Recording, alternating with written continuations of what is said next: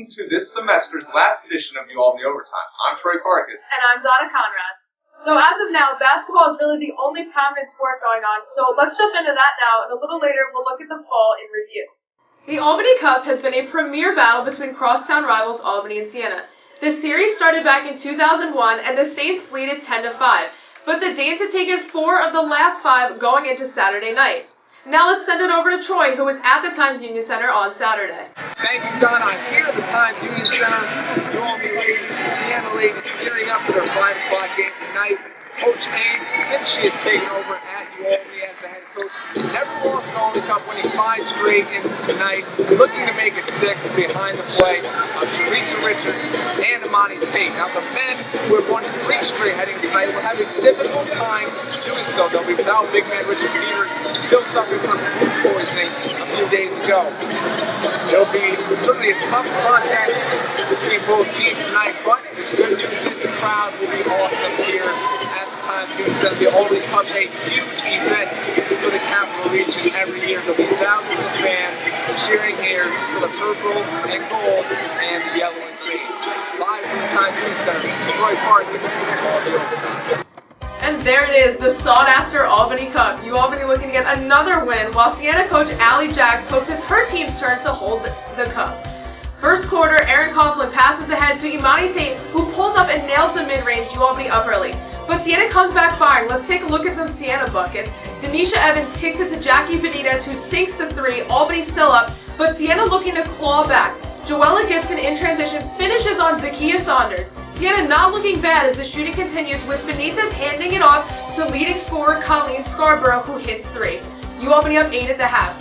Erin Coughlin drives left and kicks it to Saunders, who hits the jumper. Teresa Richards not doing much scoring, but makes a pass to Julie Forrester off the glass in her first start for the Danes. UAlbany up big in the second half.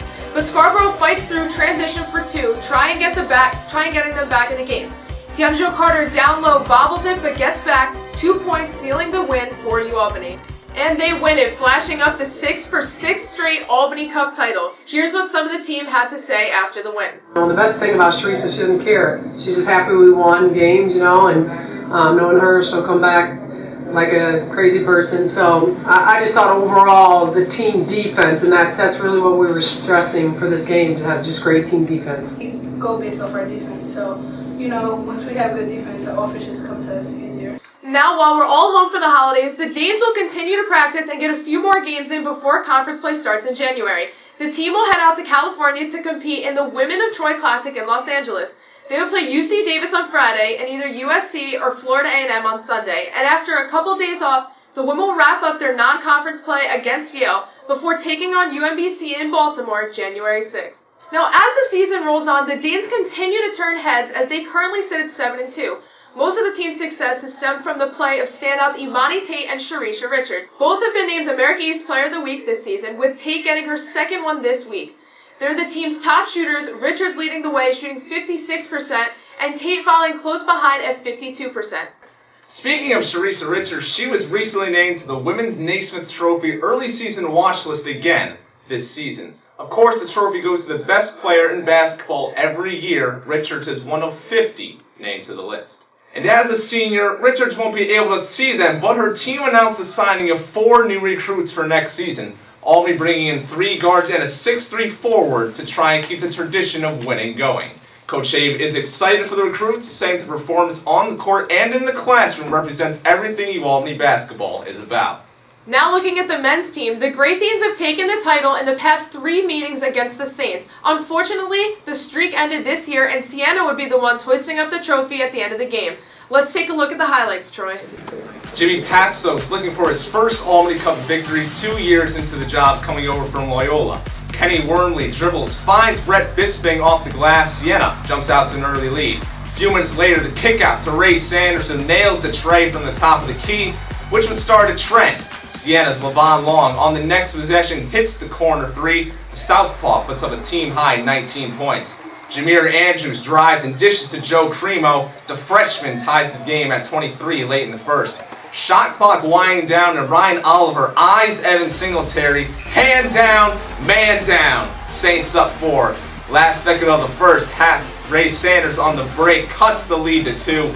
In the second half now, Peter Hooley bounces off Von Long and uses the glass for 2 over Javion Oganyemi, 48-46 Siena. But the Aussie again attacks the rim for the old-fashioned three-point play. Hooley goes for 20 to lead all scorers. With 6:40 left, Kenny Wormley in transition gets the finger roll to go. And then this guy, Javion Oganyemi, with authority, puts Siena up 7. They wouldn't look back. Saints win the Albany Cup 78-70. We've had a couple this year where we just didn't shoot the ball well. 23-3 is way too many for us. Well, I thought we were a step slow and tired today, and I thought they were the more physical team, and I think that bothered us. Put ourselves in a position to win down the stretch. I think in the last 2 minutes probably got away from us a little bit, but we didn't share the ball like we usually do. We just missed a lot of shots that we usually make. Siena did a great job of being relentless on the glass and attacking us, and I thought we would bend. I just didn't expect us to break. Yeah, Donna, what Will Brown said was the key. Siena was more physical. The absence of Richard Peters and Travis Charles certainly didn't help. UAlbany had chances to get ahead, but were never able to capitalize. But the Saints did, and that's why they won. Now, Will Brown did have some interesting things to say after the game about the Albany Cup going to Albany next year. Take a listen. I'll always play it, and it should rotate every year. Here, this year, SEFQ. Next year, it needs to be played every year, in my opinion. Listen, this game's got to play. It's a fun game. I'm upset that we lost. Not as much that we lost, but how we lost. You can see Will Brown is a big fan of the game. It was an awesome environment at the Times Union Center on Saturday. But next year, it's at SEFQ. Seats about 4,500, and it should be packed tight for the showdown. We'll blow the roof off in the SEFQ next year. You watch. Blow the roof off. A fiery Will Brown after the game. Certainly can't wait for the rematch next season. Now, before America East play starts for the men, they will take on St. Francis, Pennsylvania, and Niagara at home, and then they'll hit the road for 2 games and take on St. Francis, Brooklyn, and Cornell.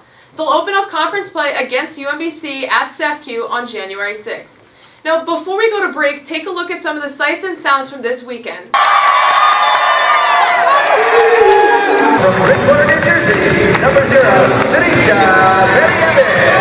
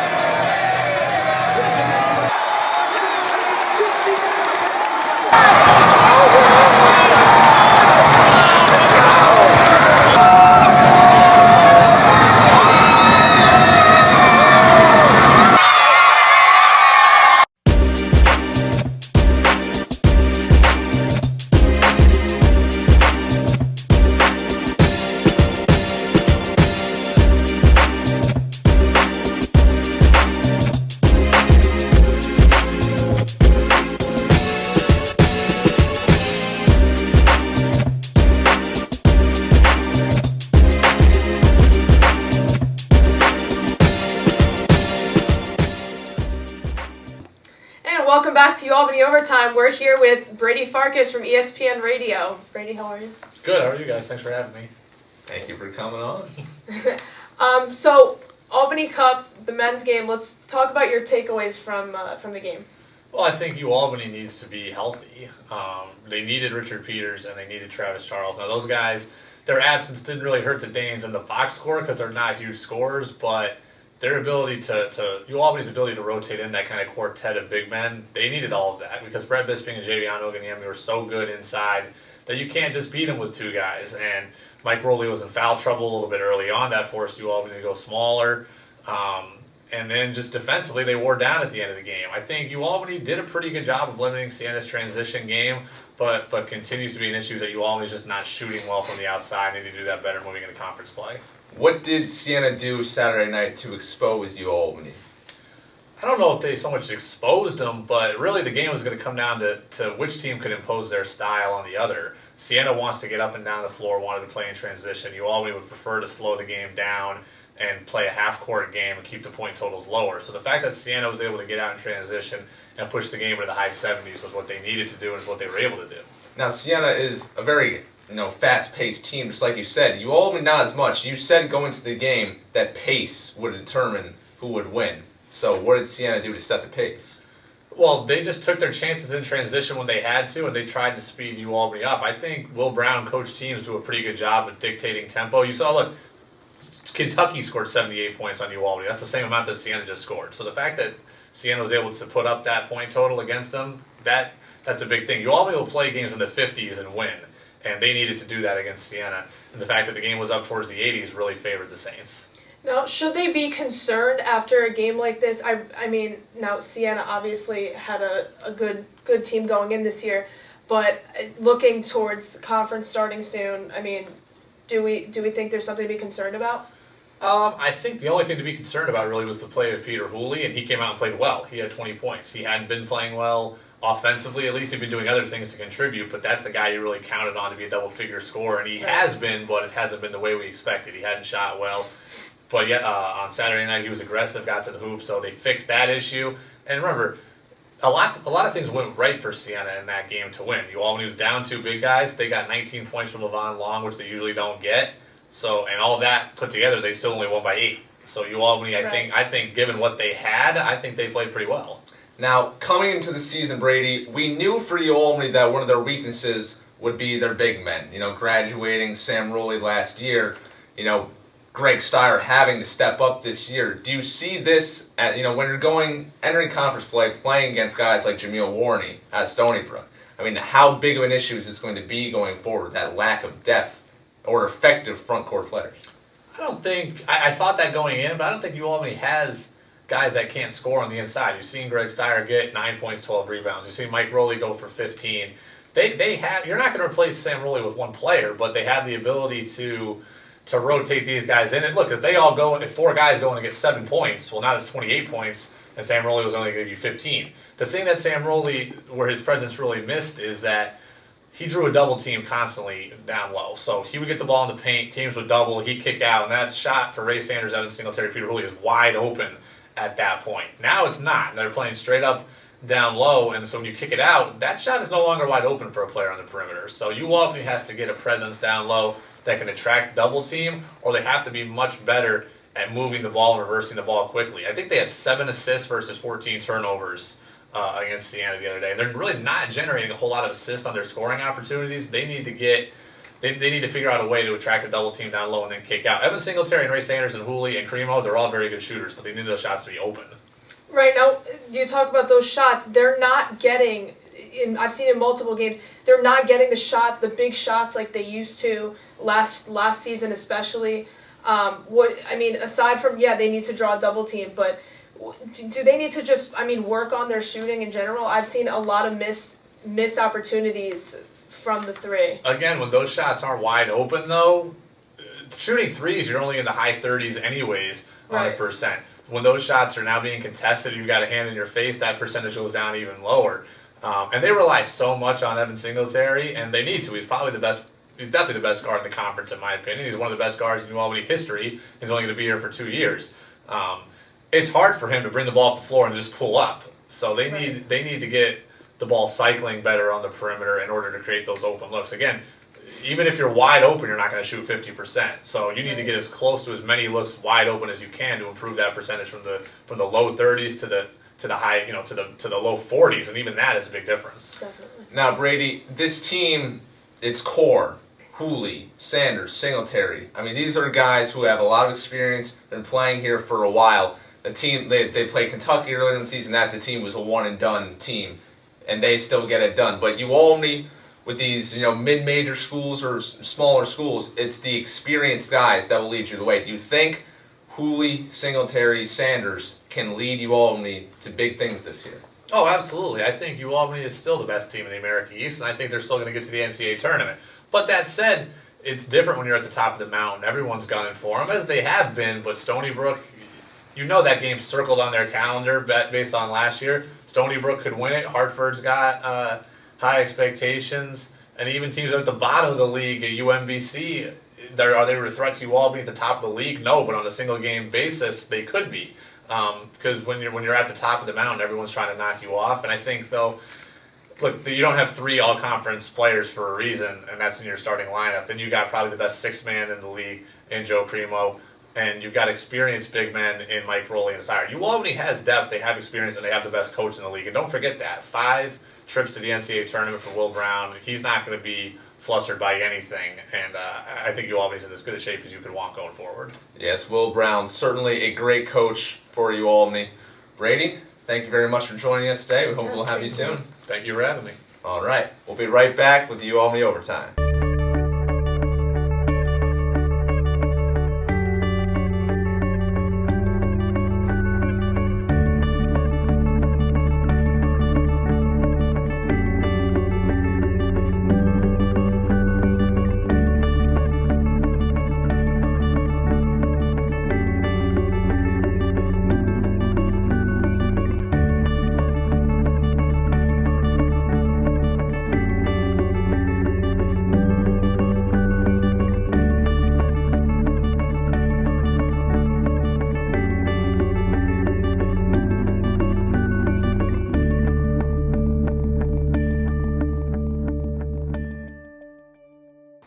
Welcome back to UAlbany Overtime, and before we wrap up our last episode, let's take a look back at the fall season in review. The Great Danes football team battled with injury and inconsistency this season, finishing with a record of 3-8. The team knows they will have to make some big changes if they want to be competitive in the CAA next fall, so they'll be working hard in the spring to get to where they need to be. Still no word as to whether star wideout Josh Cantera will return, and we'll have to wait and see who will get the starting quarterback job in 2016. Now on the soccer field, both the men and women's teams won regular season titles for the conference. Ladies won a thriller versus Hartford in the conference title game and earned a trip to the NCAA tournament before losing to Penn State. The men, not as fortunate as they were, upset in the conference tournament by Binghamton.